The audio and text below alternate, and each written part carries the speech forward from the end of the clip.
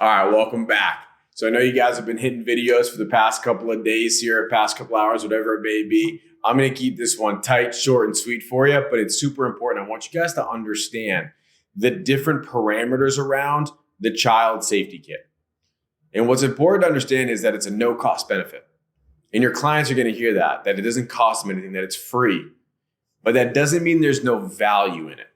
So it's important for you guys to add value to something that doesn't cost them anything, because if you can show your client value in something that costs them nothing, wait until I show you what you have to pay for. You're also going to build a lot of trust with your clients. You're going to break down that first shield of ice that they have built up, where they're going to get to know you a little bit. So what we're going to go through is the 3 steps to a child safety kit. First step, very, very simple. It's the beginning of it, right? Whether you play the video, whether you don't, that's up to you. It doesn't really matter. But after you play it, or when you first started, it has anything like that ever happened to you before? And what you need to do is, you were just up here, right? You were just building rapport. You're having fun with your client. You're getting to know them, knowing who they are, learning about their background, asking about their friends and their family. Then you can go, 600,000 kids went missing last year. And you were lucky, because that's never happened to you. And you need to drop that tone all the way down to where you need them to understand that what you're talking about is not a joke. You need to change the tone in the house. Change the temperature, change the vibe, change the energy, whatever you want to use. You need to change it. And I'm going to tell you why in a little bit, but it's important that you do. You're conditioning your client, and that's important for later. But step 1, you got to explain what the child safety kit is. It's important that you set the stage for your client. So what you're going to talk about next, they're sitting on the edge of their seat and they're excited to hear about what you're talking about. And more than anything in the world, guys, they're actually paying attention. You're going to hear this a lot as you go through the modules. Whoever has control wins. And if you don't have control, you might as well just throw it out and start somewhere else. You need control. So you need to make sure they're paying attention. That's the first sign if you have control or not. So once you have their attention, they're locked in what you're talking about, explain how the child safety kit is going to benefit them and their family. You can't go over this lightly. If you brush through it, they're not going to see a need for it. And now you're just the insurance guy, even though they requested a child safety kit. Don't throw off the vibe. So make sure you actually add value into what you're talking about. So what you're going to do, Bill, is you're going to click that sign right there that says child profile, or add child profile. You're going to click that button. It's a little plus sign. Then you're going to walk him through what he has to do. If you wanted them to just figure it out by themselves, you could have texted them the app. You're the professional. Walk them through it. What you're going to do, Bill, is you're going to add all of your child's pertinent information: height, weight, eye color, hair color, street address, city they live in, blood type, medication, and allergies are the 3 most important things for obvious reasons. Now, what you're also going to have to do is add in any identifying marks on the body, because the first thing an abductor would do is change their appearance, shave their head, change their hair color. So any bumps, bruises, moles, freckles, birthmarks, any identifying marks on your child, you're going to need to add on there so the police can identify your child. You're also going to want a front-facing photo. School pictures work great. If they're under 2 years old, do a new picture every 6 months, because they look like new people every day, but especially every 6 months.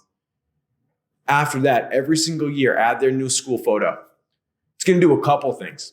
You know, when a child goes missing on TV, you show the progression of growth of a child over a few years, the ones that have been missing for a long time, so they know what the child has looked like, what they may look like in the future.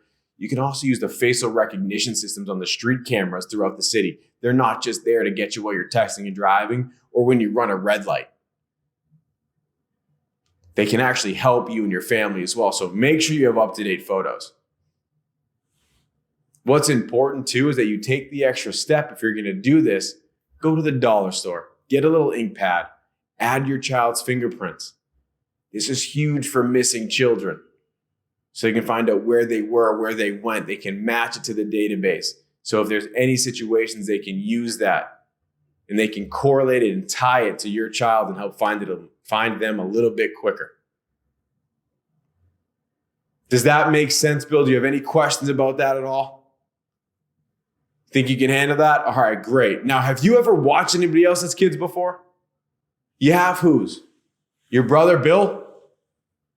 All right, so this is what's going to happen. Next time you watch Bill's kids, I'm guessing that's your niece and your nephew, right? Next time you watch your niece and your nephew, you're going to add their information in here too. So God forbid anything ever happens to them while they're under your direct supervision, you can issue that Amber Alert in 15 minutes, drastically increasing the chances of finding that child and limiting the time that you have to reach out to their brother, who has to call their mother, that has to call the police, adding 2 or 3 middlemen just to get the same thing done that you wanted done in the first place, which is find the child.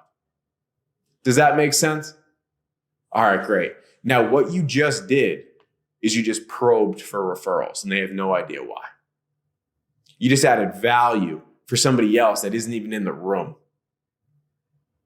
Kids that you care about, that give a reason as to why their parents should want it.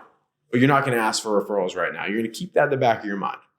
Next step, resources page. Boom. You're over resources. The resources goes over a couple things. Missing children in your area, stranger danger, online safety. It's 2020. It's the digital age.